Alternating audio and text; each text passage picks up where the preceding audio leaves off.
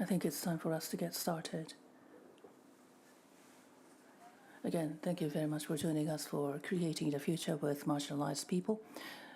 Philippines CARD MRI and WELgee's initiatives co-hosted by the Sasakawa Peace Foundation and the REEP Foundation. We have the pleasure of having with us two acclaimed social entrepreneurs.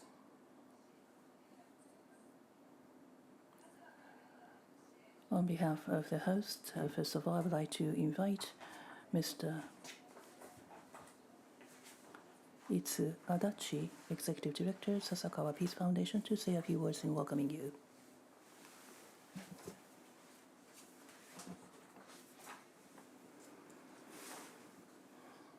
Good afternoon, ladies and gentlemen. Thank you for joining us for the seminar co-hosted by the Sasakawa Peace Foundation and the REEP Foundation.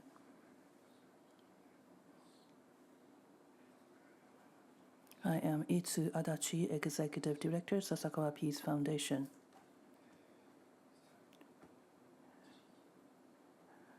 I have been covering Asia, Middle East, and Islam regions to promote exchanges and address challenges.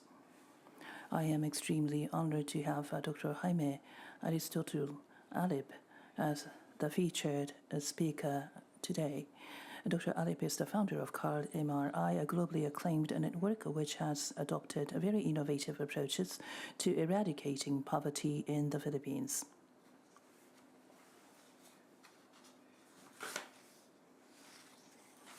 I'm very pleased and honored that this event was realized. We are also joined by Ms. Sayaka Watanabe Kankologo as the interlocutor. She is a social entrepreneur and the president of NPO WELgee and is helping refugees in Japan. As the moderator, we are grateful to have Mr. Tetsuo Kato, president of REEP Foundation and author of Henkyo kara Sekai o Kaeru, or Changing the World from the Frontier. Thank you all for joining us this afternoon. CARD MRI has realized an innovative vision of establishing a bank owned by the landless poor, which no one believed possible when it was established. I must say, this vision was quite ambitious. Furthermore, he has developed a plethora of businesses, one after another, such as microinsurance, medical services, and marketing support, to bring solutions to diverse set of challenges the poor faces in their lives. Its operational model is very unique, in which 26 group organizations complement each other to become stronger. Its activities have drawn a lot of attention globally. Its initiatives and the network has expanded to Southeast Asian countries such as Myanmar, Cambodia, Laos, BDR, Vietnam, and Indonesia. In addition, it started this year a Sharia-inspired microfinance in Mindanao, where not much time has passed since the peace agreement.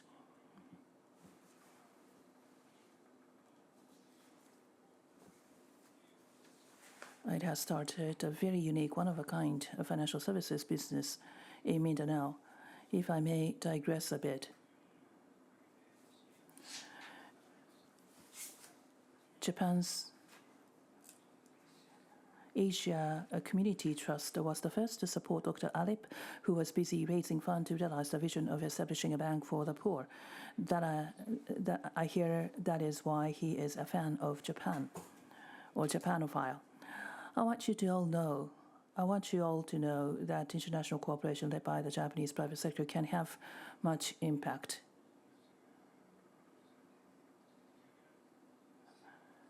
That is why we wanted to showcase the successful results achieved by Dr. Alip. Ms. Watanabe and WELgee have made significant strides to build a mechanism for refugees to rebuild their lives in Japan. We know that Japan accepts far fewer refugees in comparison to other advanced countries and has institutional and social challenges that work against accepting refugees and supporting them to be resettled and to work.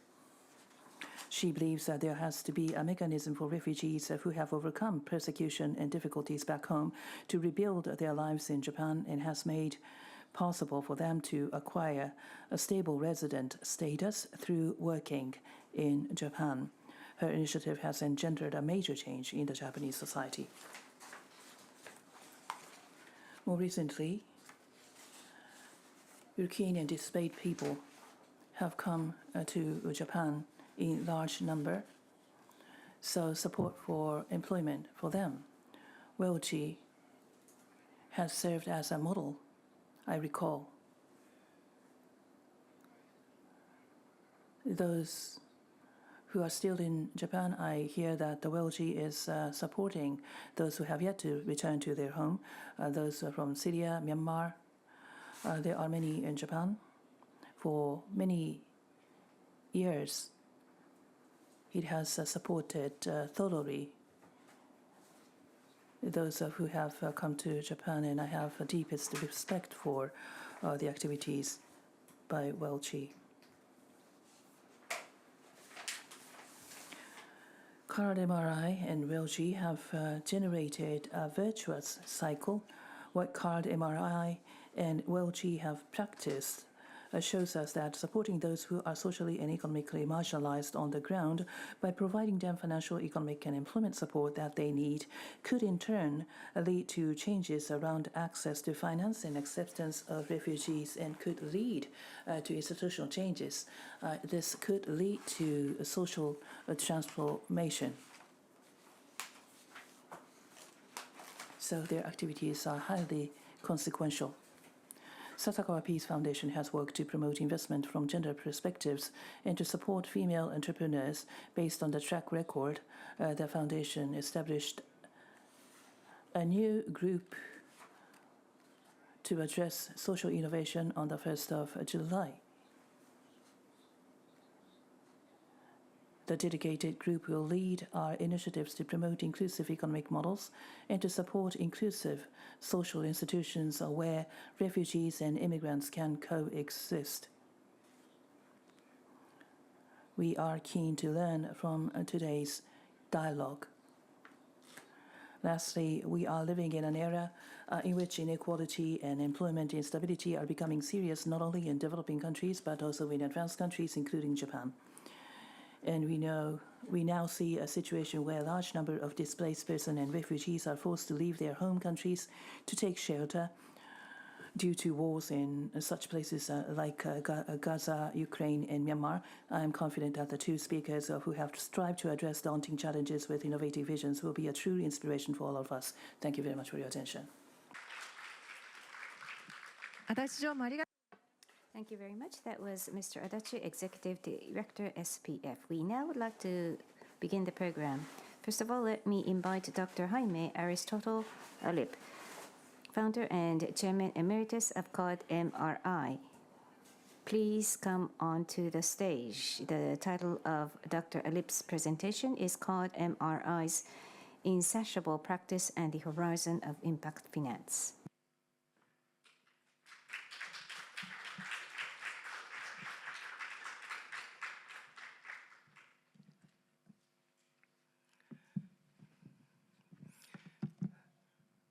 Thank you very much to Sasakawa Peace Foundation, Mr. Adachi-san, ladies and gentlemen, Mao-san. It is a great honor to again speak to the Japanese community. You know that I have, and CARD has a very, very special affinity with the Japanese, because it was the Japanese Foundation, the ASEAN Community Trust, and EMI Trust were the first organization that funded CARD MRI. 38 years ago, I was very young and very handsome at that time. Today, my wife only sees me as handsome. Never mind about the others. My money at the time is only 20 pesos. That's only about $1. And my vision was to establish a bank that is owned and managed by the poor, landless people in the Philippines. 38 years ago. that was a very, very crazy idea. So I was submitting all kinds of proposal, going to different funding agency. I get all the rejection after rejection, because it was very crazy. How can you establish a bank that is owned by the poor, and yet they manage it? They have no money. They're very poor. So I went to Japan. I was staying in Narita Airport, the old one. I have no money. I was sleeping in the airport for several days. I went from funding agency. Finally, there was one crazy Japanese who believed a crazy person like me. It was Aminamori-san, a Japanese, the ASEAN Community Trust, and said, he funded us not because of the idea, because I think he pitied me because the suit that I was using was already 4 days old. Maybe I was very smelly at the time. He said, we will just fund you blindly. So that was the start. And today, this is where we are now. We're now a group, as Adachi-san has said, we're now a group of 26 companies. From one company, the CARD NGO, now we have expanded to 26 companies, all focus on poverty eradication. All our companies, if not 100% owned by the members, by our clients, they are owned substantially by our clients. Our banking, we have 3 banks. We were the first one to establish the bank, the microfinance bank in the Philippines. We completely turned the conventional banking wisdom upside down. Where banks ask for collateral, we do not. Where banks, traditional bank, ask for kilos and kilos of document, we do not. We only use 1 page. That's enough. Where traditional bank takes 1 month, 3 months, 6 months, even a year before you get the loan, in 1 day, you get the loan. So we have completely revolutionized the banking system in the Philippines when it comes to poverty lending. And our bank is now substantially owned by the members. We now have 3 banks. 2 microfinance bank, as you can see there. One's focused on the urban area, the other one in the countryside. And there's life after microfinance. Those who graduate from micro-entrepreneurs, they move to the next level. They become SME. And as I was discussing, they have become the social entrepreneur because they are no longer job seeker. They are job generators. The landless have now become landed. They now have the asset, but they're very good now in terms of social responsibility by also helping others. So we now have 3 banks. We have lending company. We also have our own IT company, which I will discuss later. We keep on innovating our system. We used to do manual. Now we are completely digitalized.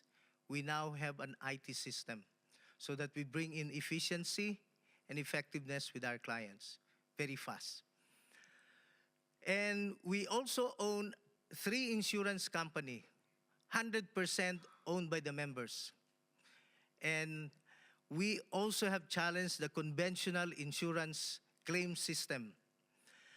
Because our owners are the members, the policymakers, we have very low premium and very high benefit if we compare it with traditional insurance company. And more to that is that when there's a claim, if somebody dies, within the day, we will pay. If there are questions, in 3 days.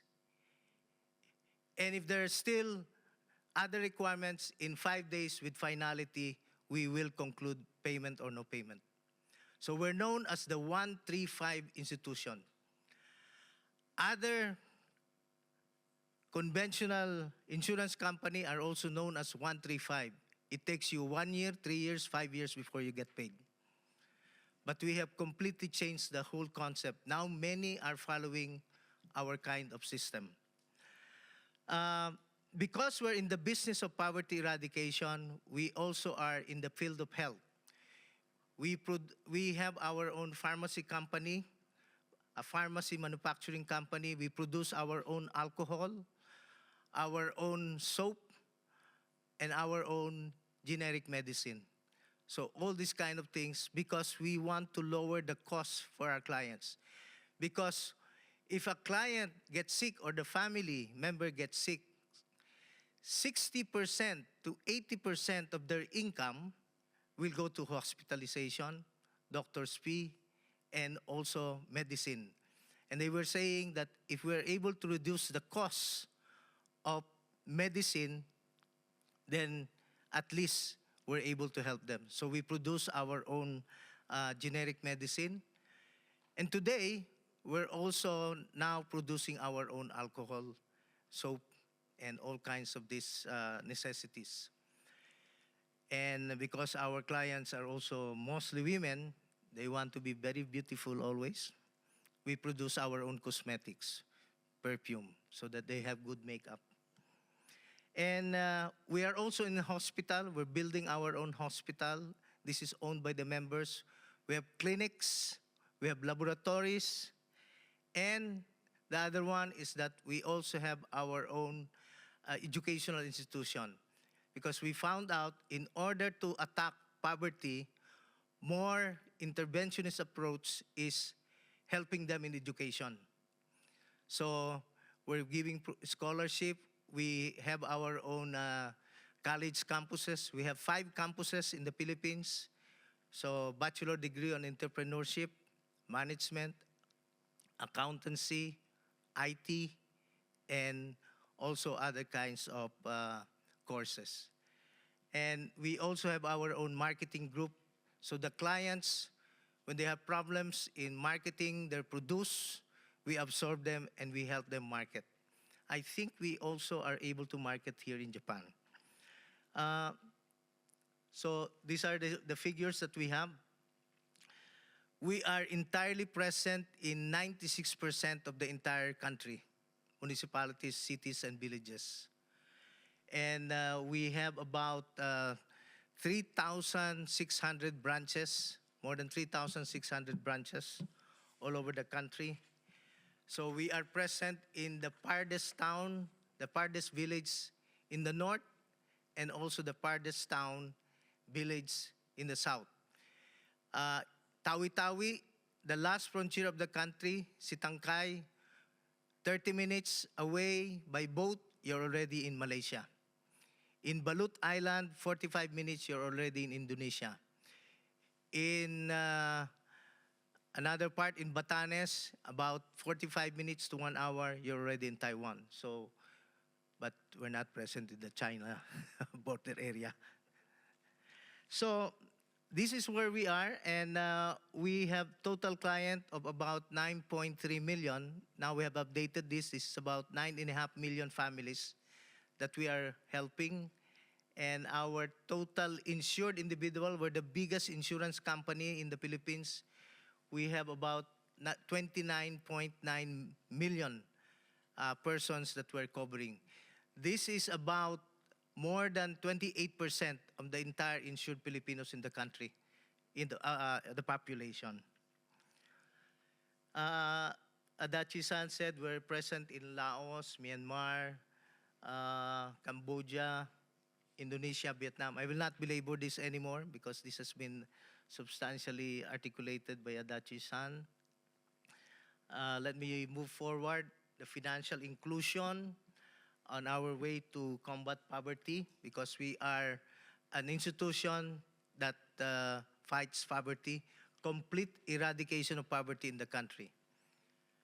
So in terms of financial, we provide microfinance, SME loan from $50 up to, if you move to become SME, we can provide even $100,000 or even $200,000 to $500,000. So that's our extent of assistance in terms of financing. We're now in agriculture. We're doing agriculture, housing microfinance, because you see, many of our clients are landless now because they have improved their lives, they have more income, they want to have their own house. They want to have their own property. So now we're doing this subdivision, and we're helping them acquire this housing subdivision. We're now also on digital services because the sons and daughters of our clients are also digital, so they're using also cell phones. So we have laptop, gadgets, all kinds of this financial assistance. And as was said by Adachi-san, we are now heavy on the Sharia-based microfinance, which I will discuss in detail a little later. Because we're in the business of poverty eradication, we're also doing non-financial services. I told you the micro-insurance. We were the first institution to offer disaster insurance. You see, Philippines is visited by about 19 to 21 typhoons every year. We're the typhoon capital of the world. And every time the typhoon hits us, many of our clients are affected. So we have the disaster insurance. If the house are destroyed, then we can provide the insurance so that they can easily go back on their feet and move on. We also have introduced the business interruption insurance. So if something goes wrong to their business, then the insurance take care of it. And other kinds of insurance. We're working on the educational insurance. I'm also conceptualizing on income support insurance in tandem with the business interruption insurance. We are in health insurance. So when there is pandemic, many of our clients were also affected. We have insurance, those who are affected by pandemic. And of course, we have several scholarship programs and other kinds of assistance to our clients, like the marketing support. We're digital already. As I've said, we have a core banking system. Our core banking system is very robust. We're using Temenos. But I've always believed in partnership. We have a good partner from Indonesia who's helping us also in helping us in the digitalization. So when there was a pandemic, there were so many lockdowns, we were still able to provide all the financial and non-financial requirements of our clients.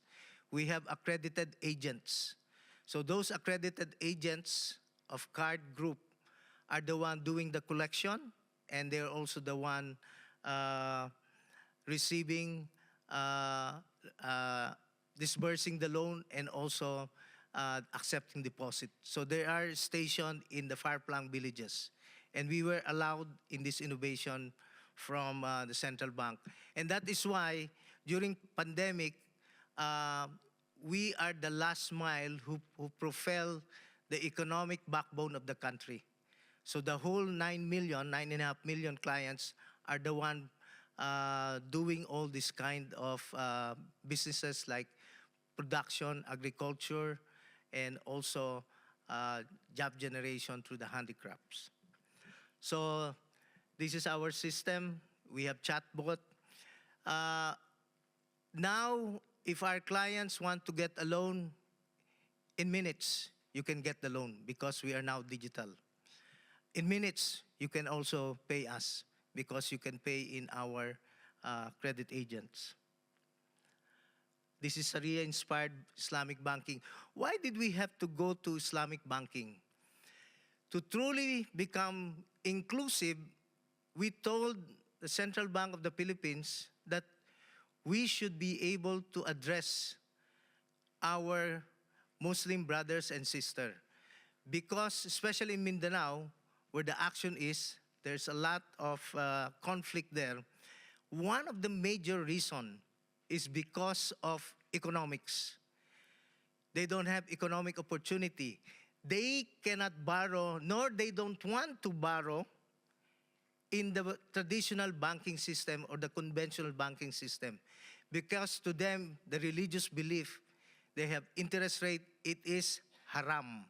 Haram is forbidden. This is not accepted in the Muslim belief. So it has to be halal. It should be acceptable. So again, we pioneered this. We came up with this program. We were working with our Indonesian partner. So we were working with Dumpet Doapa, which is based in Jakarta, who is also very good in Sharia Islamic banking. So that's how we learned our system. So now we're already in the BARM area, where the Muslim community. You see that in terms of socioeconomic profile, the BARM area, the Muslim community region, actually is the lowest in terms of poverty. There are about 40% of the population is poor, below poverty. Translation, this is about almost 2 million families. So we have to do something. And we found out if you give them the opportunity to give them financing using the Islamic wisdom, the Islamic principle, then you're able to create economic activities. So we're all in this area, in Marawi, where the action are, Sulu, Basilan, Tawi-Tawi, so all in this area, Maguindanao. And we're following we call this Paglambo, that's a technical Filipino, means to help and to grow. And we're doing all this compliant principle for Sharia. The NGO was the one who pilot tested this since 2012 or 2017, when it became so, when we joined force with Dumpet Duapa. So in January 1 this year, we opened the first Sharia branch, the first Sharia bank in the country. This is the first Sharia bank. So many of our Muslim communities are now availing the savings and financing for their livelihood projects. So how many are we now? We're now covering 7 provinces. We have 16 branches, both CARD, NGO, and CARD Bank. And we have about 66 units, including Sabre, it's about 94,167. So this is the May statistic. So today we might have about 100,000 clients. But we will not stop there. The marching order is get 1 million. So we are continuously expanding because our penetration is only about 23%. We want to penetrate the whole of the BARM area. So a lot of things needs to be done. Repayment rate is near perfect, almost 100%, 99.19%. That's the repayment rate. So these are the kinds of product that we have. The kafala, okay. But we're not only doing financing, as I've told you. Just let me run through. We have also microinsurance. We also have marketing support. The products of our client, we bring it to our store, and we're establishing our own supermarket. We have what we call the Card Indogrosir. We partner with the Indonesian. So all the products of our clients, we're helping them get to the market, because this is the main problem also with the poor on marketing their products. We need to help them market their products. And we're also helping our sari-sari store.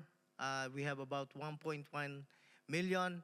So we're getting prices that are very low from providers of goods, and give it to a very low price to our clients who own sari-sari store. These are small retail stores. Our education, we provide a lot of scholarship. We also have campuses, and our degree program, as I've said, is on accountancy, management, entrepreneurship, tourism. We're now moving to health. So we will also produce our own nurses. We will also produce our own military. So we will also go to degree program for military. And I think this is good also because we continuously bring good mindset to our graduates. And these are our campuses. We have campuses in Luzon, in Mindanao. We have 2 campuses. In Luzon, we have 3 campuses. And then we will also establish campus in Visayas. Our mantra, 1 graduate, 1 family, 1 family, 1 graduate. So if we have 9.5 million families that we're helping, we should be producing 9.5 million graduates. Today, we have produced thousands of teachers, thousands of accountants. We have hundreds of doctors and nurses.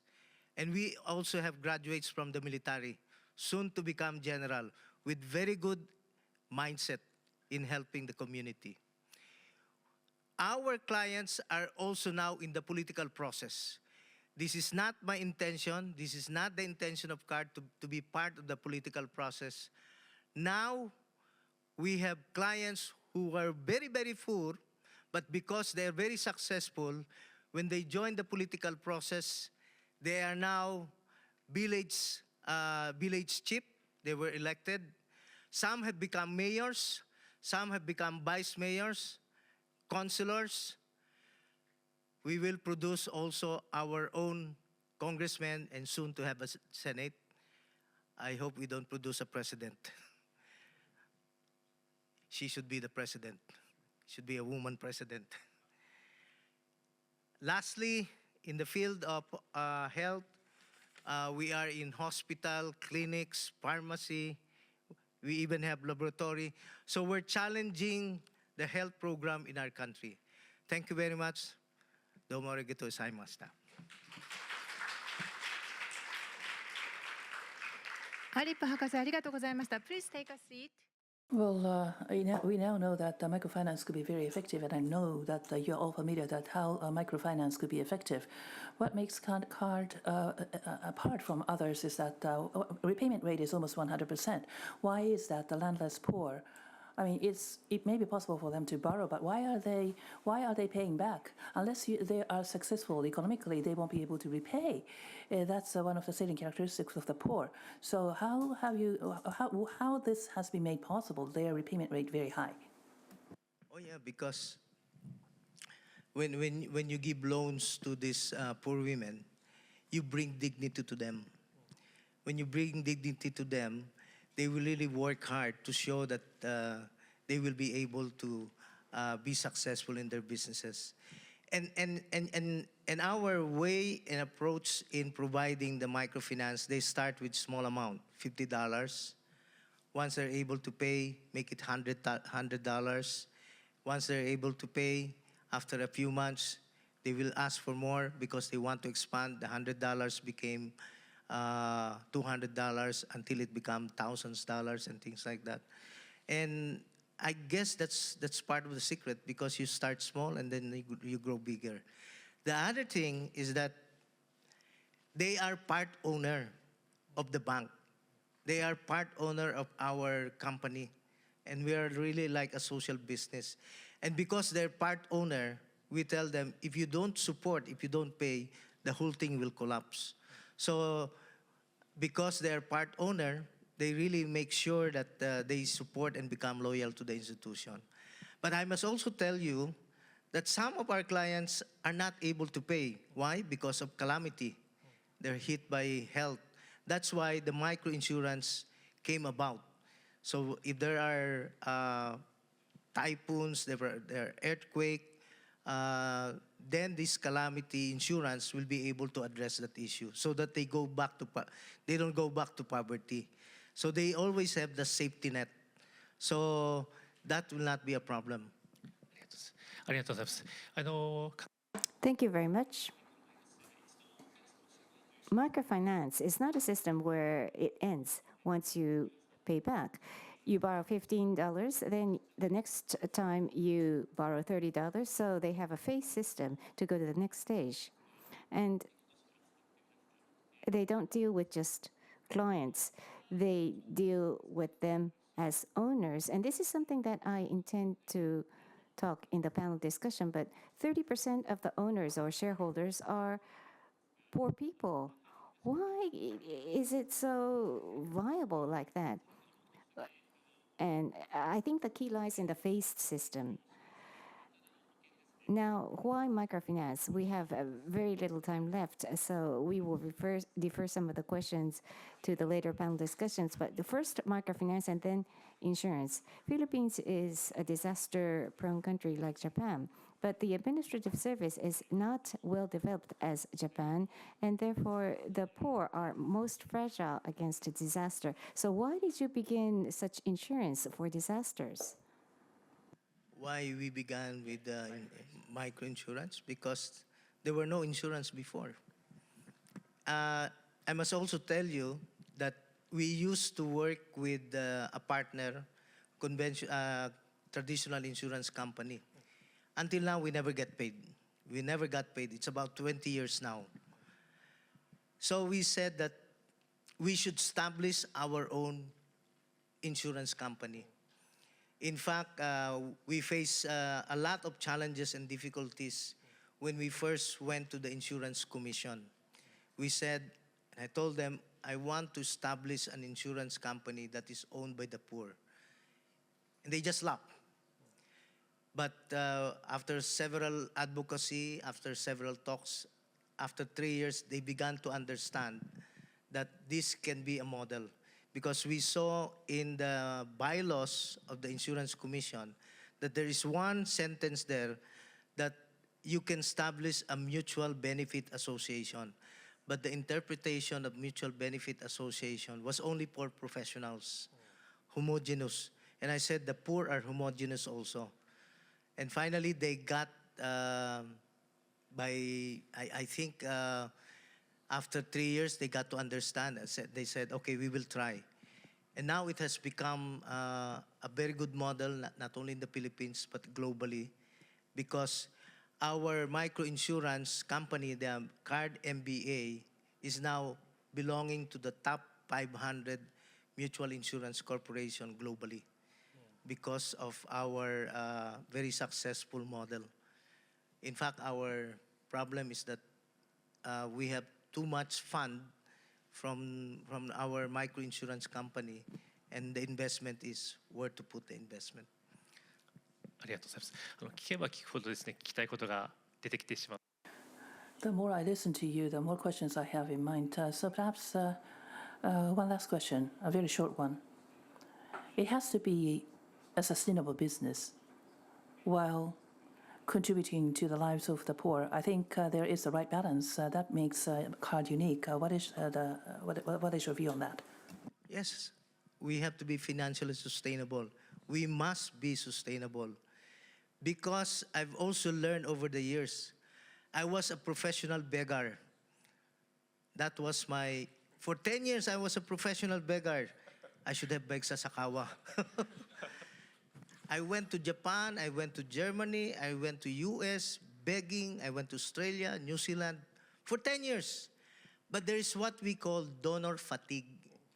In the donor fatigue, they will say that you have been asking for money for the last 10 years. Why are you asking? You're like a baby, you've never grown. You're just crying and crying. And that's what I said, that it is important to prove that poverty eradication can be sustainable. That is the reason why I said that we must now go to banking. In banking, it is regulated. In banking, you have to follow prudential ratios and governance. In banking, you don't get grants, you have savings. So the savings become part of your capitalization and also your money for financing and lending. In microinsurance, you have premium. They pay the premium. So you have to manage it very well. And today, I'm no longer a professional beggar, but I can always say that I am now a social entrepreneur, because that's also my advice, that, you have to make sure and convince your donor, and I think the donor will always be very proud. Like ASEAN Community Trust, Risho Kosukai, who have funded us, we have proven that it can be done. So the poor are now the owner of our company. I'd like to also say one more thing, Kato-san. No? For me, people are poor not because of access only. People are poor, and if you really want to help them, bring them control of resources. You have to give ownership to them, because if they're owner, they are stakeholder, and they will never give up on becoming very loyal to the company. That's why our pharmacy never lose money, because our clients are supporting them, because it has very low price. Our banking group never lose money, even during that pandemic. We're one of the few that survived in the pandemic in the rural banking sector. Many rural banks collapsed because they will have no business, but we are ahead. And because they are part owner, when there is profit, our clients partake with the dividends. So if you are part owner, you become a dividend. And that's why I always say to Maho-san and Adachi-san, the secret is the golden rule. He who has the gold rules. So your clients, the poor, should be given that ability and the access to become part owner. Give them equity. Thank you very much. The original theme is what do we do with the marginalized people, but they started from giving choices to the marginalized people.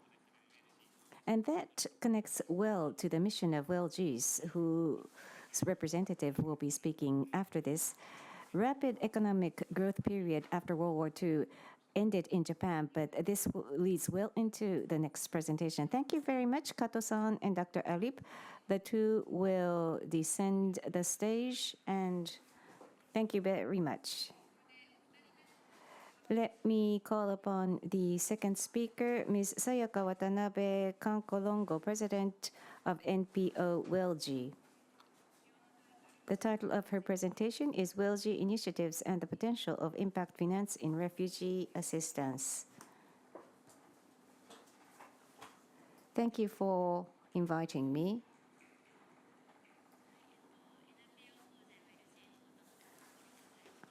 I am Sayaka Watanabe Kankologo of NPO WELgee.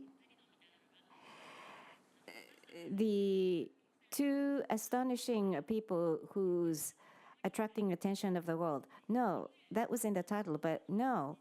We're a small group of 15 people, and we are trying to establish a system to accept refugees coming into Japan. But 7 or 8 years ago, I met some young people who have found their place in Japan. And by encountering people they needed to meet and companies they needed to make, they tried to establish their lifestyle. But their vision is to go back to their homeland to do a business and then serve as a bridge between their homeland and Japan. And they have such dream, and that's within my horizon. So my dream is to offer them opportunities so that they can be active in the world. I was listening to Dr. Alip, and we are also trying to establish a system in the private sector. We are in a niche area, but when we try to delve deeply in one area, then we begin to have a new vision, and then you can begin to plan for the next stage. So I have so many questions I wish to ask to Dr. Alip, which I will save until the panel discussion.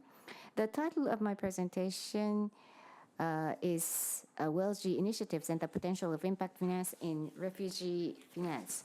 To introduce myself, I'm from Hamamatsu, Shizuoka Prefecture. I went to Bangladesh for 2 years when I was in college. I was there as a member of the NGO, and then in my first year in graduate school, after I returned to Japan, I established this NGO. This is my 3-year-old son, and his weight becomes heavier day after day. So my work is chaotic, and so is my personal life. So what is WELgee? This is a group that we established with refugees who came to Japan, who had escaped from conflict and purge. And they came to Japan. But they are people with skills, professional skills, and we are developing a program that focuses on offering jobs to those people. Mikkabicho is my hometown. Our main produce is citrus.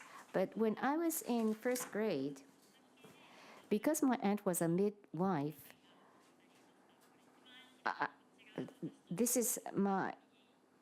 You think that the left girl is me, but the right-hand side girl is myself. So I had the opportunity to accompany my aunt to Bangladesh.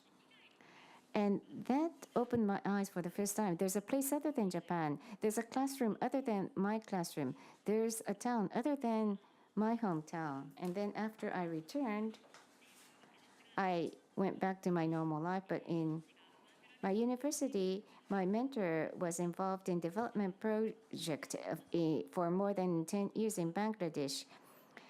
So I went to Bangladesh for the first time since first grade. Because of that project. I went there for 2-week field work. Most of my colleagues went back in 1 week, but I stayed for 2 weeks, and then I extended my stay to 1 year. I encountered many issues, and I encountered many villagers during my college days. Many of you in the audience probably have been to Bangladesh. There's a place called Chittagong Hill Tract near Myanmar border. In Bangladesh is almost plains, but this is the only mountainous area. Until 1997, there was a civil war between the indigenous people and the government.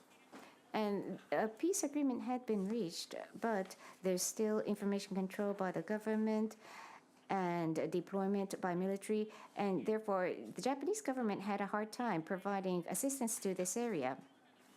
And even the local NGOs were prohibited by engaging in activities without government approval, and journalists became missing when they tried to report the area, and there were activities that even the UN cannot engage in. And people who are not protected by the state, where can they live on this planet? Is there a place for these people to live? This was a big question in my early 20s, to which I had found no answer. I was in the field for a long period of time in Bangladesh, so I decided to go back to Japan and enrolled in a graduate program on human security of University of Tokyo. So I decided to do serious research, but by nature, I like field work. And it was my first time for me to live in Tokyo, so I visited many places. And at that stage, I met many refugees. You call them refugees, but they were still in the stage of a submission of application for refugees. Back then, it was very difficult to obtain the qualification from the government. Tunisia, Congo, Angola, those were the home countries, but no one had been granted refugee status. I submitted my application 3 years ago, 5 years ago. They were in their 20s and 30s, and I met many people who hadn't obtained refugee status from the Japanese government. So what do every day? They wait. They wait until they are certified as refugees. So all they can do is wait. And they had nothing to do. And they couldn't get a job making use of their skills because for the first 8 months, they aren't given job working permits either. So they would find some friend or stay at McDonald's that is open 24 hours a day, or just keep on riding the Yamanote line during winter time because it's too cold. And they used to tell me, Sayaka, I found a place to live. That's the Yamanote line carriage. So these people lived like that in Japan, but they were always talking about their dreams. I want to become education minister when I go back. Originally, many of them came because they were not given any education opportunities because they were girls, and then they were persecuted and they became refugees, and they had no place to live, so the only place for them to stay was in Yamanote line. So I tried to talk about them to friends, but they would say, if we accept refugees, our public safety will be undermined. Before you try to help refugees, there are so many Japanese people you need to help. That was the reaction from my Japanese friends. But there aren't so many people who are very much against. And usually the conversation began by, oh, is there refugees in Japan? So maybe I thought they reject first of all, but they just don't know about the problem. So I tried to begin this conversation with people in my age. About 120 people of the refugees are in the status of not being able to find a place in their home countries, and it's the equivalent of the Japanese population. So we are at the peak after World War II. In Japan, there are about 20,000 people who have already been given refugee status or who's applied for it, or people from Ukraine. There are various different legal status, but most of them have submitted their application for refugee status but not certified yet. In comparison to 2022, 202 certified in Japan.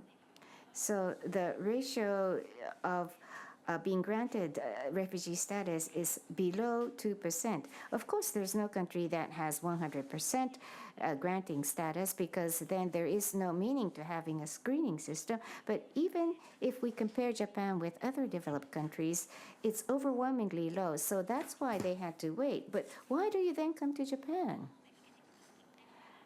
But there are not so many people whose first choice was Japan. The only reason they came to Japan was because they were able to get short-term visa. They had to escape from the country, and Japan was the country that granted them the short-term visa the quickest. So they come to Japan with a short-term visa, but they don't know where to go, so they get lost. They land in Narita and Haneda, so they usually stay in Tokyo. They have to go to the immigration office, and then in Shinagawa there's the office, so they submit the necessary document. But then after the submission, the period is long, or maybe they would lose the working permit, and then they would be taken away the resident status, and then they would have to leave. So it's very long. It's like a horror story. And many people become isolated with no people, no friends, no acquaintances. And they have work jobs, but they feel like they are in prison. And even amongst the refugees who we know, there's constantly 1 or 2 people who choose to go back to their home country. Japan was the destination that they came to for survival, and yet they leave Japan. when we were students, we used to have a debate in various programs or projects whether Japan could offer a foundation for them to rebuild their life. And we did many experiences like homestay of refugees. We would send refugees to Japanese families. And in 10 prefectures, we tried out the homestay. And we also provided venues for them to talk with other people. We had like more than 30 sessions of these conversations. And also we created mangas with the manga artists to introduce refugees and establish shelter houses or share houses in the center of Tokyo. And this is Nanmin or refugees, Chinese character in Japanese. And the first character means difficult, and the second character means difficult. So naturally, the image is very bad. A Syrian youth told me that this is bad image. I am applying to become a difficult person. So let's change the image and cleanse the campaign. We engaged in such a campaign with the refugees. But our question back then was, we've done many things, but are we being able to provide an exit for these people? Well, they enjoyed the classes that they conducted at high schools. It brought back memories of him being a teacher back in Cameroon, but he had to wait for almost forever, and it is only 1% that he get finally approved. So is it the only goal, aiming to be one of the 1% refugee recognition? Is this the only chance? There is no person called refugee. They speak different languages. There are journalists, programmers, and some of them used to be grade school teachers. One of the their backgrounds is a refugee.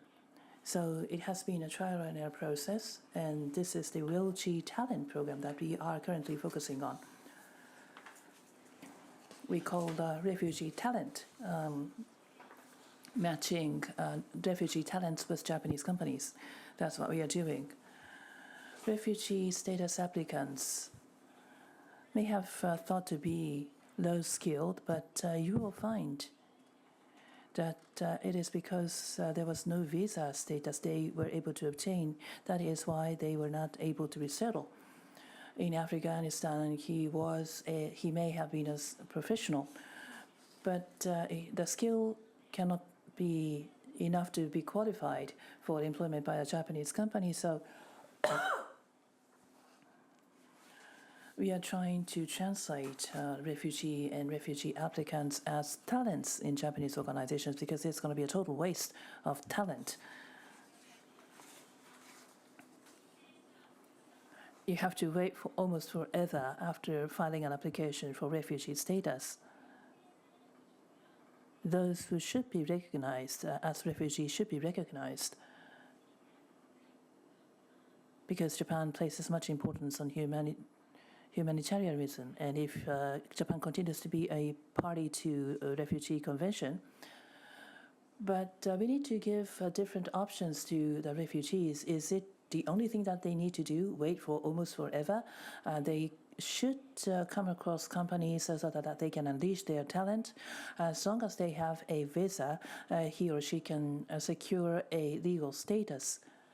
Of course, it is one of the ways to obtain legal status by being recognized as refugees, but you can establish your legal status in this country by being employed by a Japanese organization. But it's not easy for them to find a job, even if they have skills, a Japanese language skill. I mean, it's only 6 months ago that he or she may have left the home country, so he or she needs to build Japanese language skills. It's not just these refugees, but I think there are things that the Japanese business organizations need to do.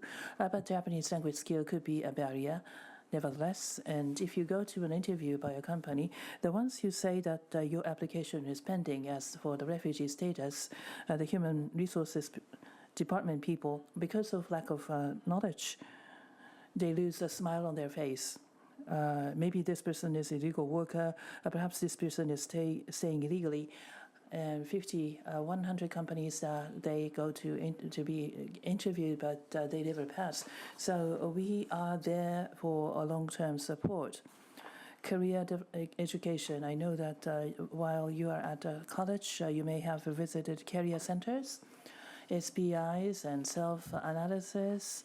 I never did this process myself, so I'm the only one who's not knowing much about career education. Membership type employment has been a convention in Japan. Job type employment is not pervasive in Japan. I don't know much about this, but skill matching, the culture, they discuss with the mentors. This is the program to support them for long term. 3 months long mentorship program. Those who are employed by Japanese companies will be mentors, and they stocktake the lives of these refugees, and they develop Japanese language skills, and together with career coordinators, we help them get employment. Shortest 6 months. If it's long, 4 years, it may take, but we hold hands of them, and they want to walk with them, along with them, to help them out. After matching, that is not the end of the story. The Japanese business organization, for a Japanese business organization, this might be the first foreign worker, and career coordinator will be there to help these refugees once they are a part of Japanese business organizations, and we have been successful. We have seen 40 or so successful cases. It's not that these are cheap labor. The visions that refugees have, and the fact that they have overcome difficult situations, and the skills that they have, could be qualifications to achieve a best match. And this is somewhat maniac, but it is very important to change the status of residents. By becoming a part of a Japanese business organization, they can acquire a stable visa. 13 people got this stable visa. Last month, the month before, they have been able to bring partners and wives from their countries. So this is the family being united in Japan. Getting united in Japan, so this is something new, only started last year and this year. So these are some of the companies where we have these people. Getting employment is not the end of it. We need to make Japanese organizations get excited by having refugees as employees. The logic and the context building, we are trying to help the Japanese businesses. And this could literally lead to innovation within a Japanese business organization, and the mindset of Japanese employees within the organization could change, and the corporate value could also be enhanced by having these refugees as a part of their organization. So status of residence during refugee application could be very unstable, but border control, immigration control,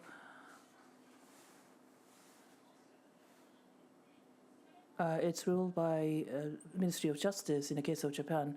Improving the refugee recognition rate overnight may not be possible overnight, but business organizations having them as an actor by using the fact that these refugee applicants are already working for Japanese corporations can bring a stable status of residence in Japan. So this is one possibility, and that is what we are trying to explore at the moment. I want everyone to know what challenges they face. I may not be the best ambassador. So Refugee Day, Global Refugee Day last week, and we had a gathering of business persons and refugee applicants so that they can have exchanges and co-create idea and visions, and I very much like all of you to join in future events. WELgee is there to build a society where people can create a future together regardless of the background. But listening to Dr. Alip's presentation, what we need is an institutional framework, the mechanisms. There is a limit as to how much fund you will be able to raise. So mechanism, sustainable mechanism, and a new concept, which should be the basis of sustainable mechanism and framework, should be what we need to explore as the next step. Innovation is only generated when you have a mixture of people from different sectors and different background, and that is why I very much like to hear from you as well. Thank you. Thank you very much. Let's now call Mr. Kato again and ask Watanabe-san some questions.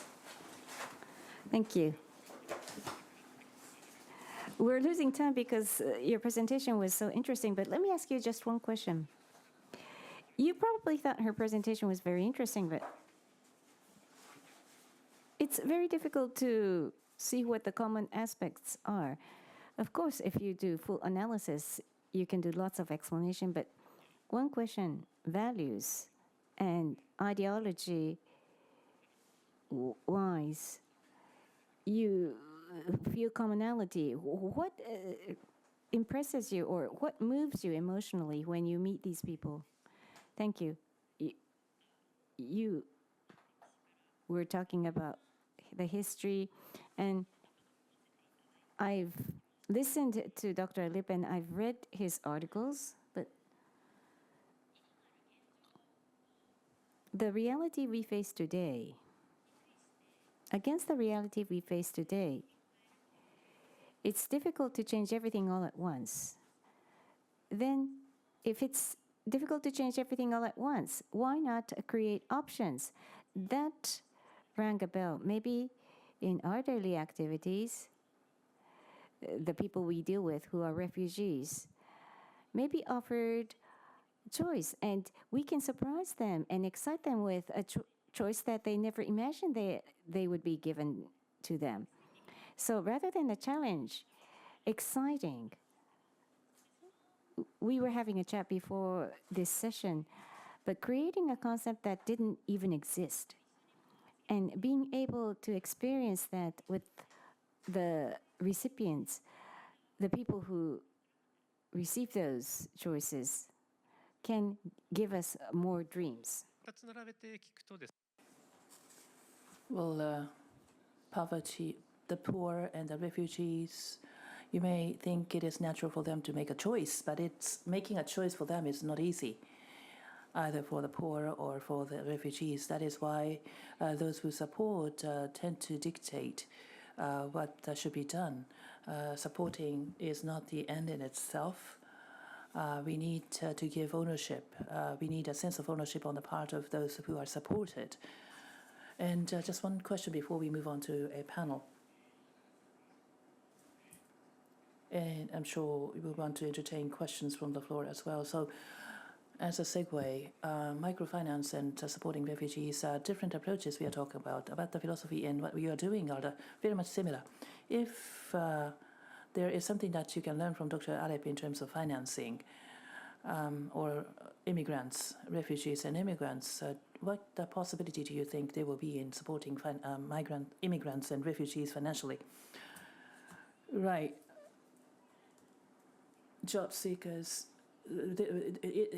Dr. Alip's initiative is trying to be job providers, not job seekers, and ownership.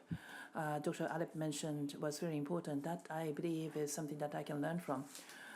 They used to be university teachers. They used to be in the business of international trade, international basketball, judge, journalists. These refugees have different backgrounds and different careers they had built with economic and social capitals in their home countries, but it's almost zero once they're in Japan. So they have to start from scratch, from nothing.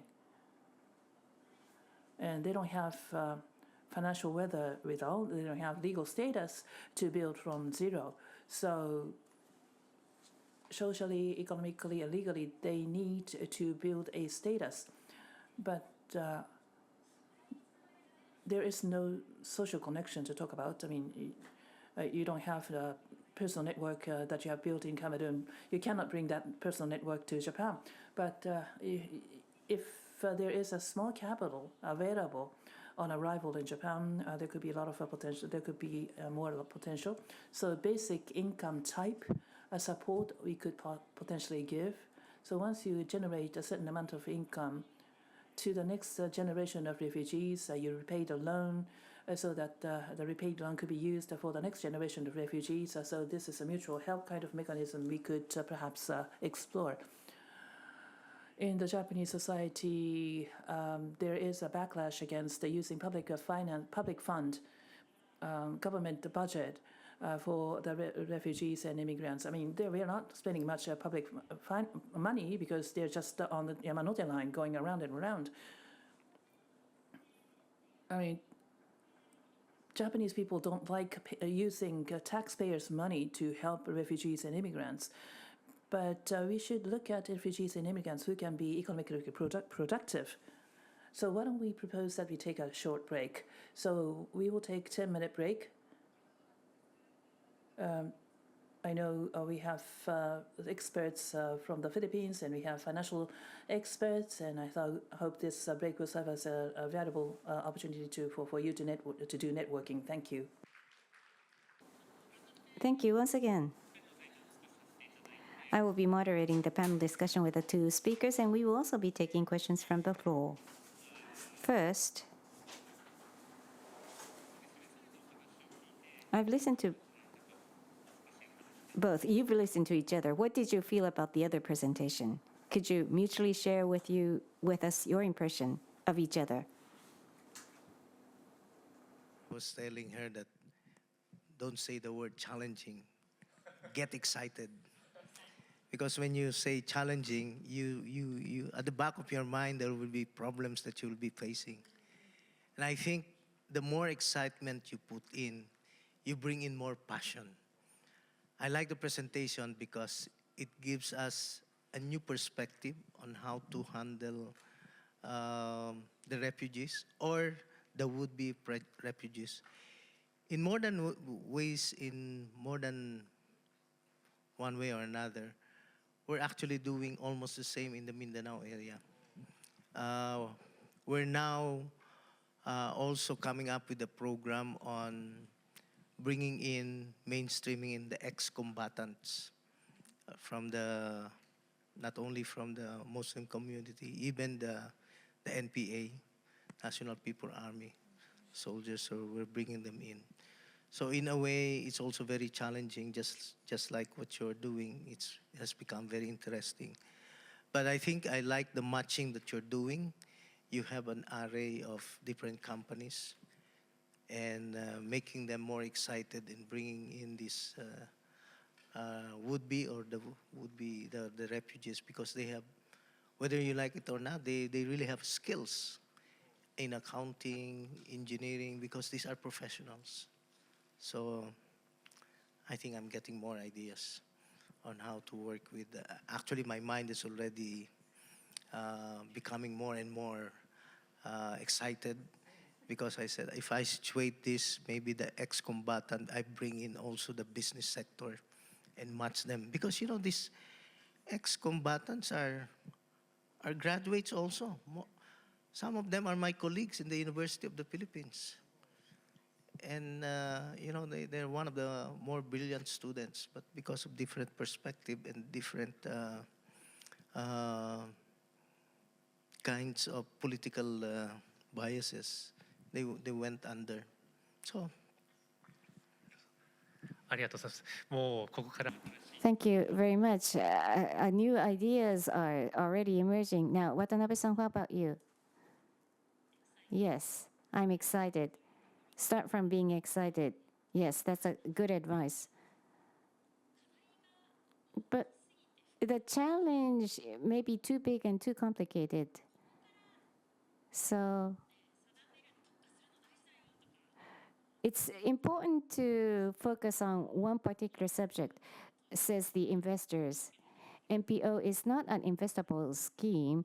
So investors criticized us for not focusing on one point. I know that it's important to focus on one point, but unlike focusing on business sector, in many cases, if we focus on just one priority, we would be leaving behind others who don't fall into that priority. And those faces begin to appear. By focusing on just one priority, those people who are fostered may find new needs, and then that brings about new concept or new company, and then you begin to see a new horizon. So I learned a good lesson from Dr. Alip that focusing is not leaving behind others or giving up the other areas, but it may be the key to the next stage. You offered loans to the poor, and then you came up with a new version because you learned from providing loans to the poor in the first stage. So I found that focusing is not all that bad because it's not giving up other areas. 2人から2人 Well, thank you very much. I want you to be asking questions to each other, but before that, finance. What is the power of empowerment of finance? Dr. Alip, what is the power of finance? Can you repeat that? What is the power of finance? people. Oh, yes. Very powerful. Because financing is a key. You know, it reminds me also, you know, the Philippines also used to have many refugees during the Vietnam War. We have a lot of Vietnamese that went to Palawan and in other areas in the country. And a number of them were provided loans, financing. Because, you know, even though they are Vietnamese foreigners and refugees, they are very creative in becoming entrepreneurs because they're professionals when they from their country. So we have seen now a number of them really have become very successful entrepreneurs because they were given the means to start the financing, very small one, and then bringing in also that Vietnamese cuisine. My wife loves the Vietnamese cuisine. When we go to Palawan, they're now integrated in the community. And it's a well-sought restaurant now. In fact, we want to franchise one of the Vietnamese restaurants. So financing is very powerful. In fact, as I've said, when you have loans, when you have the capital, the financial capital, and convert this to income-generating projects, that has the power to bring in more income. With more income, then you can buy education, you can buy clothing, you can buy a house, you can buy almost anything, properties. And that is what bring about empowerment. It's economic empowerment. Although, if one has to ask me which one goes first, social preparation or economic empowerment, for me, if only one choice, I will start with economic empowerment. But if you have a choice, bring economic empowerment with social empowerment. They can work together. But that being said, I think it's very important really to provide access and bringing ownership to these people. この答えだけでなんか1時間ぐらいねディスカッションできそうですか We can go on for 1 hour with that subject, but Watanabe-san, what's your take after having heard what he said? Yet, we're not financial professionals. I listened, I've read articles about financial systems providing finance to poor people. There are many NPOs active in that area, and they become professionals in the means in providing service. And when the bar is too high, maybe we can partner up. We don't have to do everything by ourselves. I've been active 7 or 8 years, and now I have a list of friends to whom I can talk when I encounter a wall, something that we can't do alone. And I think that's the fun of doing being in this business, because at the beginning we thought we had to do everything by ourselves. But maybe if I want this kind of financing system, I should call that person. And in trying to find the means,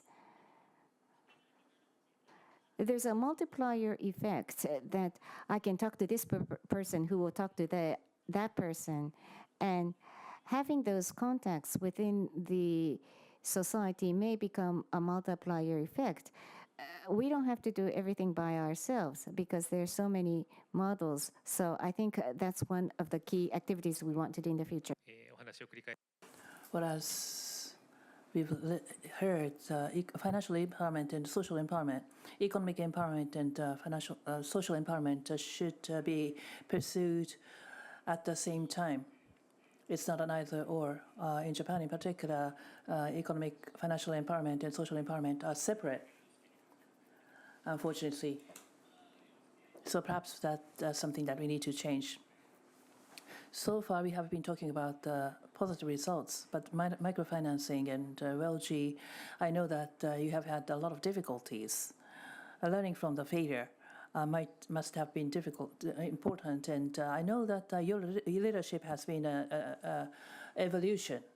Before we take questions from the floor, what are some of the failures that you have experienced, and what are the lessons that you have learned to change your leadership? Please. I've shared a while ago that there is this donor's fatigue. That's a reality that one has to face. That after a while, the donors will begin to question you. Why are you always asking for grant money? You have never grown. So that's the first challenge I had. That's why it's very important for me to make sure that everything that I do, I have a perspective that within a certain number of years, this will become sustainable. It will become viable. It can pay for itself. That's why all our banking models, all our companies, the 26 companies, they're all not losing. Maybe in the first 2-3 years, we will be negative. But after that, 3 to 5 years, it will be already viable and can it pay for itself. And our clients do not ever underestimate the poor. They have that power. If you give them that dignity, they will bring back, and they're very creative. That will bring more entrepreneurial skills in them. So I've never underestimated them because even though you say that they are no read, no write, illiterate, but when it comes to number, they're very numerate. When it comes to phonetics, they might be illiterate in words, in writing, but when it comes to numbers, they're very, very numeric. And I've seen this. The other thing is, how do we make sure, at the back of my mind, as the founder, there is what we call also the founder syndrome. You know, the founder syndrome, when the founder always wants to live with the foundation, till death do us part. Until the founder dies, then another successor comes to become the head of the foundation. I said, no. If you really want to make sure that this institution will grow, you need to bring in that leadership succession. In that leadership succession, I came to my mind that, you know, it's important that after a certain number of years, the first policy I said to our board, at 60 years old, everybody retires, including the founder. There will be no exception. Because with that, you're setting the tone for leadership succession, because you know that at the age of 60, you will have to retire, and you have to make sure that new leaders will come in. Now, you have to make a preparation. That is why in our college, we have the Center for Leadership. So we have instituted that. And I believe not only in training, I believe not only in sending our staff to conferences. I don't believe in that always. You need to bring them to high quality degree program, not in diminutive school, but get them to the best school. You give them the best school, the best education. When they come back, they will fuel your expansion. These two young ladies, they will finish their master's degree. They are now area managers. They will soon become directors. So they will lead our organization. In fact, Norana, once upon a time, was also a director, but he has to pursue her master's degree. ありがとうございます。先ほどもスタッフ Thank you. I was having a chat with the staff, but once again, your organization is very robust as an organization. But how do you run your organization? You talked about that, but you said giving up your leadership and fostering the next generation leader both are necessary. So you said, when I hear that, I'm persuaded, but it's not easily done because you've devoted your whole life to CARD MRI. And are you ready to give up leadership? And do you know what that means? What does it mean to you? I'm not only ready, I have given up my leadership. I am chairman emeritus. That's why I'm writing a lot of books, sharing experiences. I write now in the #1 newspaper in the country. Every week, I write a column. What are the best practices for companies so that they can give up their leadership? You know, if you have that founder syndrome, you don't want to give up power, I don't think that organization will last long. My vision, which I've set to our leaders, the new leaders, where will CARD MRI be? Not 10 years, 100 years from now. You have to draw that map. And now, because there are new leaders, they are coming up with ideas and dreams. And I said, oh, go ahead with the dream.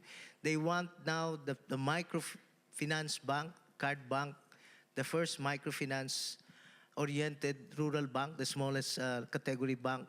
Now they want, the new leaders said, we want to become the first microfinance-oriented commercial universal bank in the country so that we can go to other parts of Asia. It's a dream. That's how we started. I started with people laughing at me. I'm an economist. They were laughing at me. You're a very crazy person, Dr. Alip. But now, who is laughing? So we have already set the tone. In insurance, microinsurance, we have challenged the conventional insurance wisdom. Now we have become the biggest player in microinsurance, owned by the members, 100%. And this is what social entrepreneurship is all about. ありがとうございます。Thank you. Just to confirm, what was your feeling when you had your successor? You said almost you are still in the middle of a journey.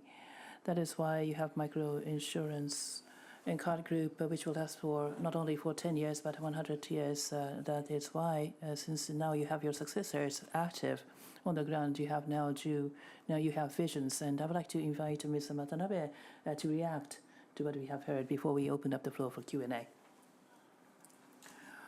Well, in comparison to history, wonderful history of CARD MRI, our history is very short. But even in this short period of time, we have had transitions, different transitions. That is something that I was thinking, listening to you. A couple of years ago, there was an organizational transition. It's not that we had the preparations for the transition.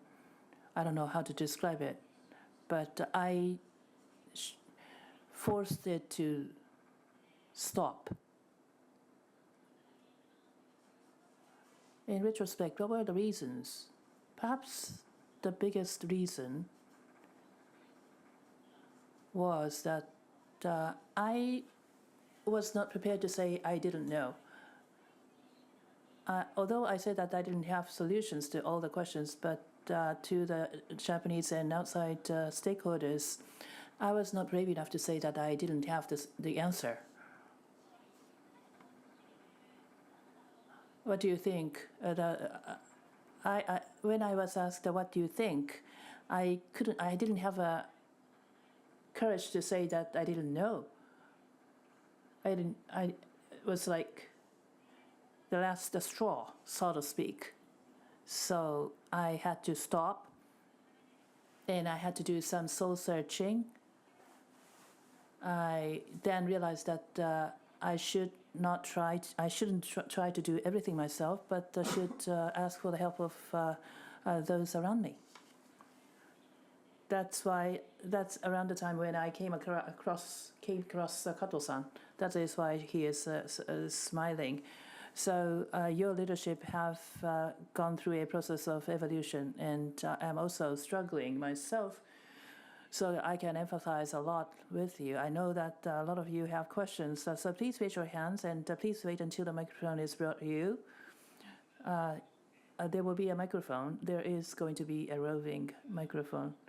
So why don't we take 3 or so questions first? Please give them microphones.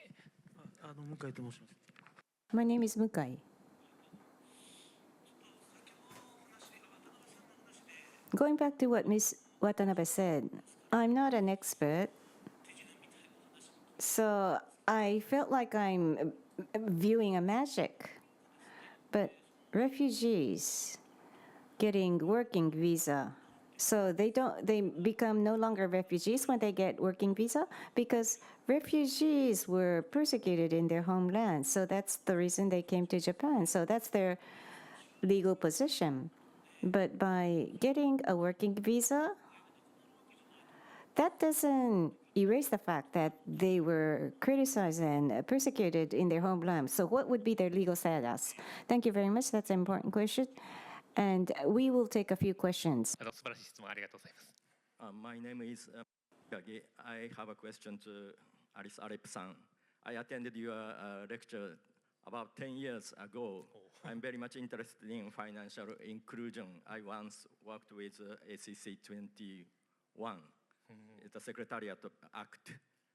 I really appreciate that CARD MRI introduced Sharia-compliant microfinance in Mindanao, where 40% of people are poor. You introduced 3 schemes of microfinance system, Musharaka, Murabaha, Wakala. If you use the commodity Murabaha, Tawarruk, or buy-in, the cash will be delivered immediately to the client. But Musharaka system, it's an investment. It takes time to get some, obtain some money. So how you quickly deliver the client the money they need through this Murabaha system? Thank you. ありがとうございます。イスラム金融 Thank you. So that was a question on Islamic finance. And maybe we can take one more question? Yes, please. Thank you so much for your great speech. And I have a question to Mr. Alice. First of all, Ikinagagaro Makiraraka, Akoshi Tomo, Isakon Japanese researcher at Dentsu Institute. And when I visit Dentsu, in Philippines, I met a lot of squatters. And what do you think about the squatters? And how can you help them by power of finance? That's all. Thank you. ありがとうございます。スクワッターズ日本語で何ですかね。What is squatters in Japanese? 違法居住者ですね。ありがとうございます。違法居住者への Illegal residents. What do you do with regards to financing squatters? This is Hanai. Thank you very much for your presentations. I have a question to Dr. Alip and to Ms. Watanabe. I learned very important keywords in the title of this seminar. with marginalized people, with, I believe it's a key word today.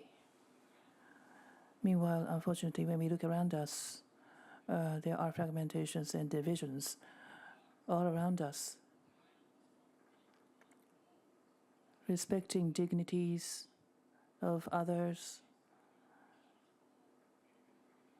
trying to overcome challenges together is something that I want everybody to share. In order to make sure that everybody shares this perception, what do you think are important?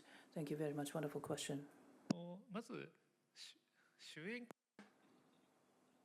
So, the first subject was the difficulty of marginalized people.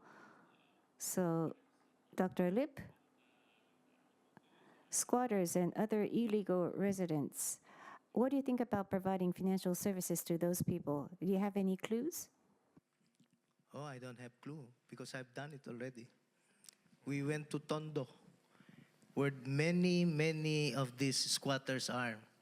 That's why our microfinance, we have 2 banks.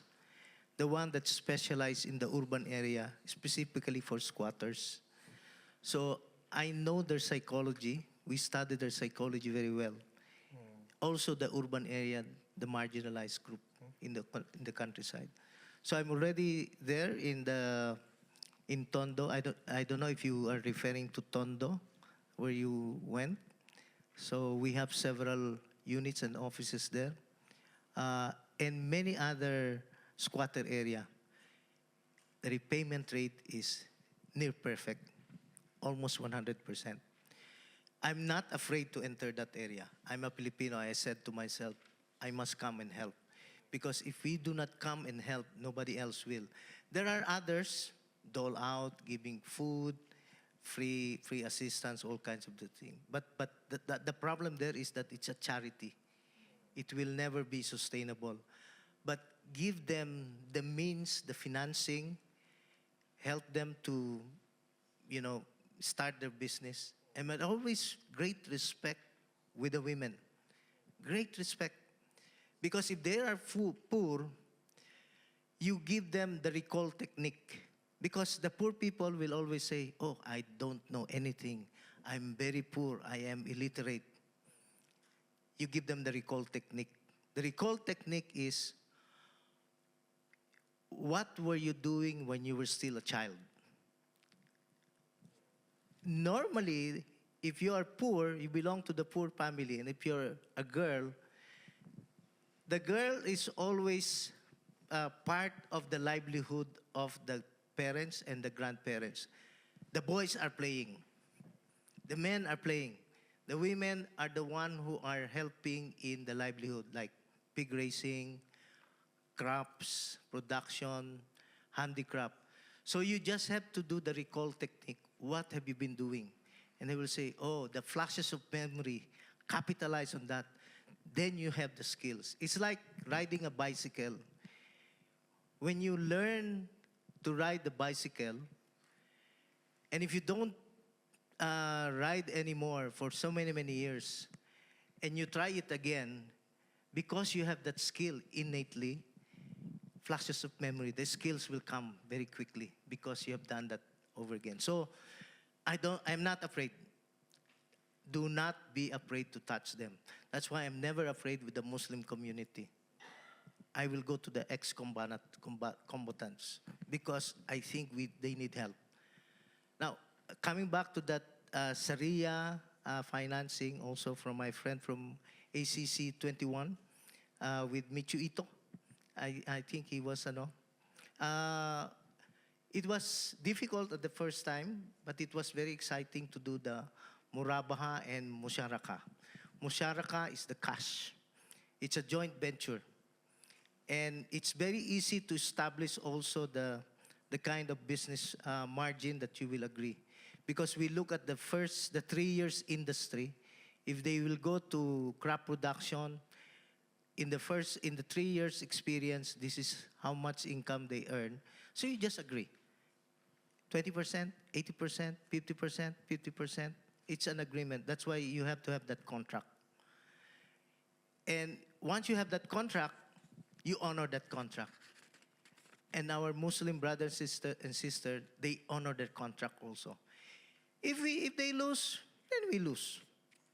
That's a kind of business. But normally, when you give them the dignity, they will be able to deliver. The murabaha, the goods, very easy, because they just pinpoint where they want to buy. On the same day, we will buy it for you, so you take the goods. ありがとうございます。 Can I ask one question to him? Okay, related to that point, I want to ask you one thing about the squatters and the illegal. In Japan, there are illegal migrant and irregular migrant. So they have no insurance because under the system they are not registered and no working permission. So even though they want to work, even though they want to pay the tax, that's impossible. That's why they are limbo every day. So I don't know the situation in that area, but the illegal migrant or irregular migrant. So to those people, is it possible to provide something or include something under your system? In the squatter? Yeah. Yes. Everybody's allowed. The finance inclusion. Oh, yeah. I'm not afraid to give them. So you don't use the national system, the government system? Oh, I don't believe in that national system, because the moment you believe out of that system, the moment you believe on the system and the statistics on this, you'll never get anything. So I think it's better be very bullheaded, get the excitement moving. You know, also, Kato-san, I also want to share with Watanabe-san, no? The risk of talking too much, but I want to share this. You know, at the age of 60, I retired. Adachi said, and I confirm, we have 26 companies. When I retired, I only have 11 companies. You see? Now it's 26, which means who added that? It's our new leaders. I was not the one responsible for the non-life insurance, the disaster insurance. It was the predecessor of another leadership, because we send them to master's degree. This area, it was helped by these women also. That's why I brought them. If you have questions, you ask them.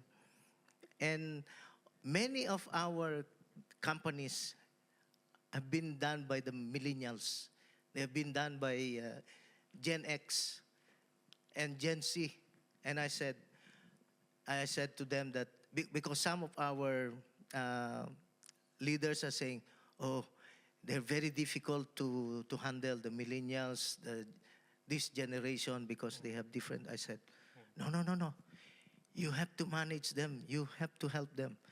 Now I told you, we became completely digital. It did not come from me. It did not come from the old generation. It came from the millennials. They were the one who designed and developed. You see, they have power. So sometimes, do not believe the founder. The founder are, they have obsolete idea.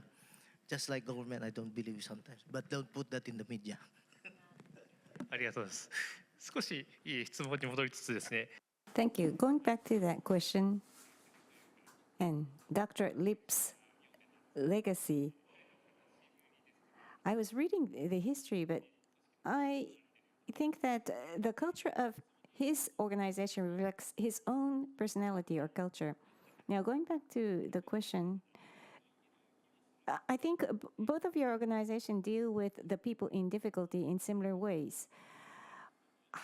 And what's the possibility when one is granted refugee status, not just working visa? Thank you very much for the question. Not just refugees, but in order for foreigners to continue to live in Japan, there are 29 different resident status. If you don't have either one of them, you're not able to legitimately reside in Japan. Those who are granted refugee status by the government, after that certification, you become a permanent settled resident. And after certification of refugee, you become a permanent resident, but long-term resident, but the likelihood is very low. So you look at the 29 items in the list. There's the education visa and working visa, but those people who are applying for refugee status are in the others category, like skilled workers, technic, humanity, and international tasks. Though that's the category they are applying for. It's like a visa. It's the visa that usually is used by students who want to, even after they finish their study, continue to work in Japan. And if you become certified, you can become a long-term resident. But on the other hand, if you're employed by the company and they value you, then you can become categorized in that humanity and skilled worker category. And just because you get a working visa doesn't mean that you don't become a refugee. If you have a homeland that you can't go back to, and there are people who are refugees, but they don't want their home country government to know that you are residing in Japan. And in the area of studying, that kind of practice has begun, accepting refugees as students. In some countries, there's such good practice, so we're trying to have a similar system established in Japan. 難民ですとか Refugees, immigrants, and foreigners, there is a need for distinctions under the law, but it is not a distinction amongst people. I think Dr. Alip has responded to a question on Islamic finance, but as many of you know, Islam prohibits taking interest, but financial products have been not easy. But in the Philippines, you have is Sharia-compliant financial services and products available. Now, we are in the era of fragmentation, and Japan has seen an end to its economic growth, and the population is declining in this country. So we need to survive in many ways. And there is not much latitude, so not many people are paying care to others, and the budget is very limited. So the support programs have, support programs have come to an end. Dignity, respecting each other, encouraging each other. I don't know how to put it this in Japanese, but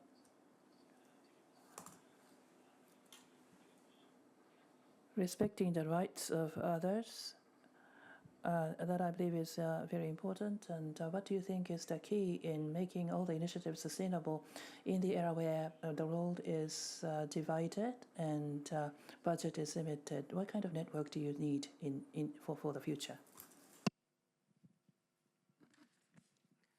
Kato-san, can you clarify more on this? Sorry. I'm getting excited on this. I might respond in a different way. Thank you, Professor. So can you please in English?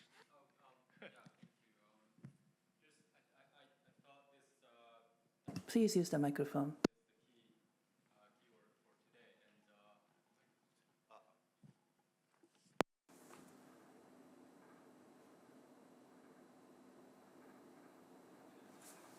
So I would like to ask, from your perspective, what would be important to, for people to have,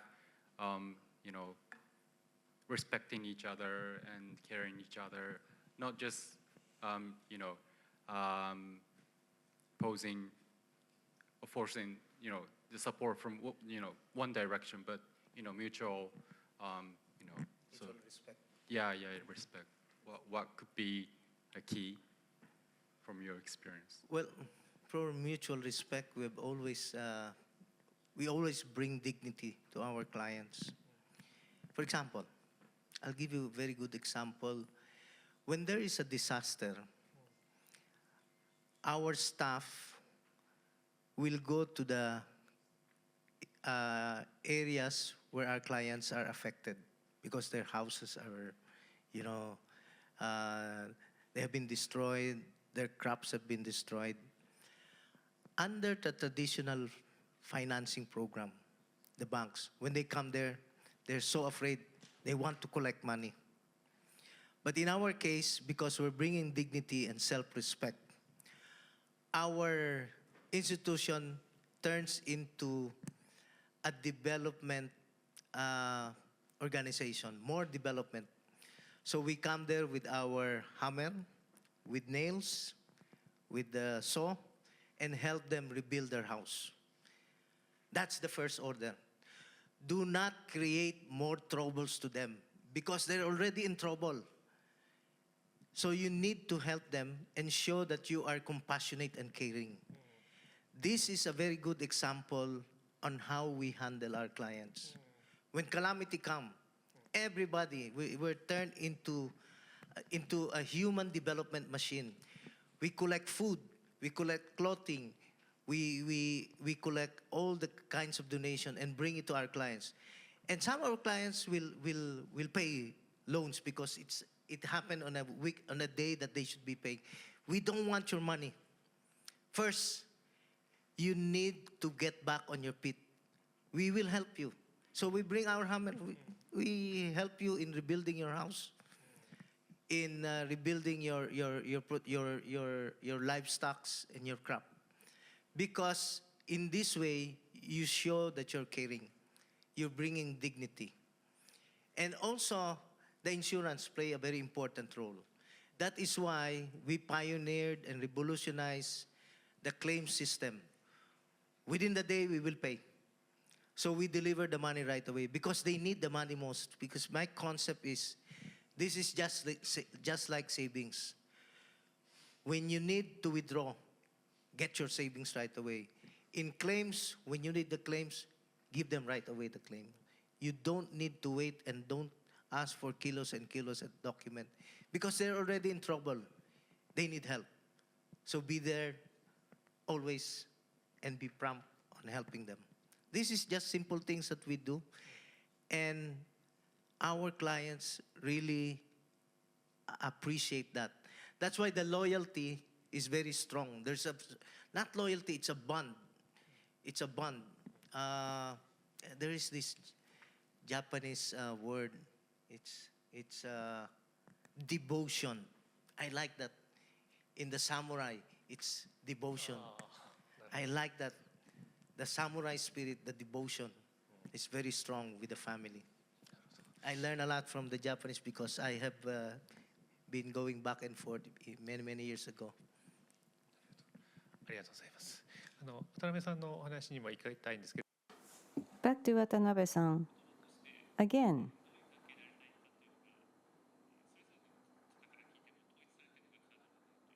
it's CARD where there's unified description, linguistic description of the relationship with the clients, and they are shareholders. You go that far to make them shareholders? So do you think that's doable? Thank you for that question. I'm thinking about that big question every day.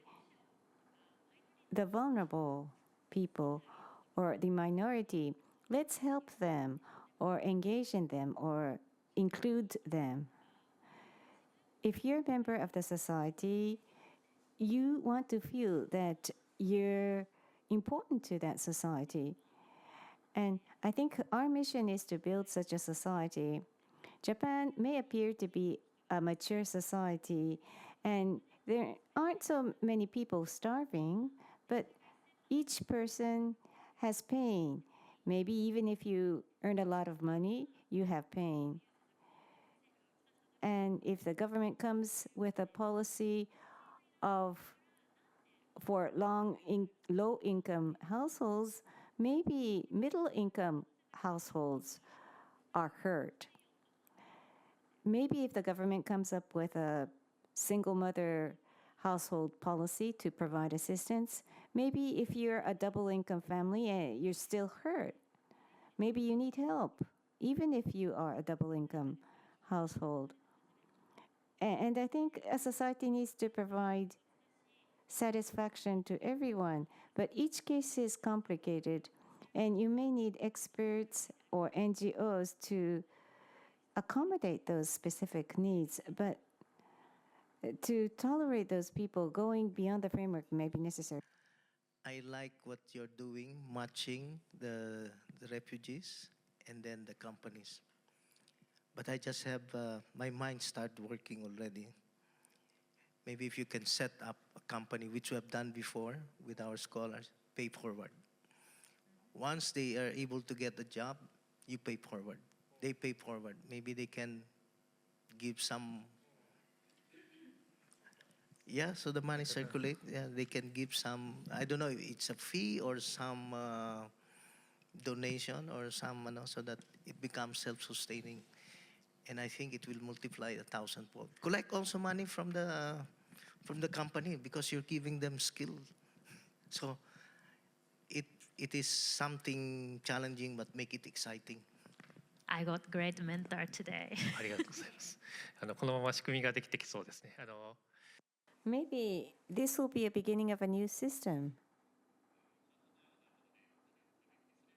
Maybe we can establish a fund, and the proceeds can be used for the next generation of refugees.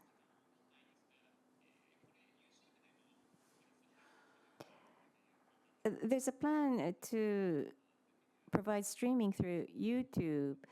So think about the audience beyond the audience in this room, those who would be viewing the YouTube as well as you deliver your final comment. So think about that comment, and when you're ready, please let me know, and that will be the end of the session. So final message, thinking about not just the audience in this room, but the audience beyond this room.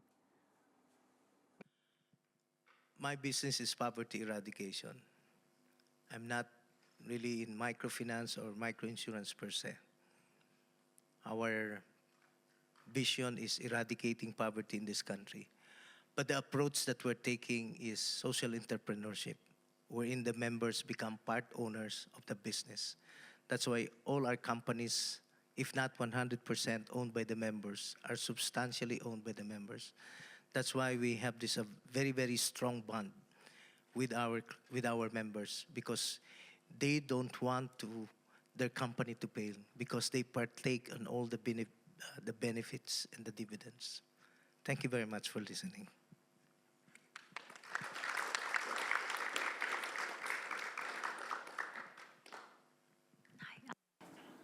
Well, this has been a wonderful opportunity. Thank you very much for inviting me. This has been very exciting, the session. Now, listen to our discussion. Each one of us have a power. It is a question of whether you can believe in your power or not. You talk about beneficiary and clients. They all have power in themselves. But when you face social challenges, you have the power. Each one of us has a power to overcome and resolve the challenges with excitement. That is the key. So you need to believe in yourself, and you have to believe in the power of refugees and the poor. And all we need to do is to support the power that people inherently have in themselves, and that, I believe, is the key for us to create a society where everyone can respect and believe in each other. Thank you. 改めてありがとうございました。 Once again, thank you very much. As Dr. Alip said, there's a very long history in the relationship between Japan and the Philippines, and the first investor to CARD was a Japanese NGO. And because of that history, we are able to gather here today. Finally, Nakayama-san of SBF, would you like to deliver your final words? Thank you very much. Suddenly, I was named to come up to the podium, but we've invited Dr. Alip, and I read about CARD MRI's activities, and I was surprised you've done this, and you've gone as far as establishing this kind of system. We thought that establishing such a system was impossible. You did something that we thought was impossible and overcame all of those challenges. with a vision and with that spirit, which was shared by Ms. Watanabe and the audience and the people who will be viewing the streaming. And Kato-san, thank you very much for the wonderful moderation. And could we thank the three with a round of applause?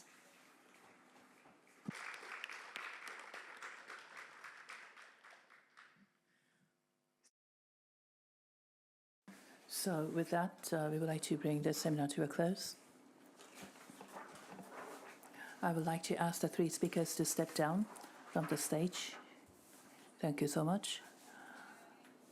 We will send you a questionnaire by email in due course, and the seminar will be available on our YouTube channel, Sasakawa Peace Foundation's YouTube channel. And please make sure that you do not leave anything behind, the receivers. We will collect at the entrance. Once again, thank you very much for your participation. And with that, we would like to adjourn. Thank you very much. Safe trip back home. Thank you.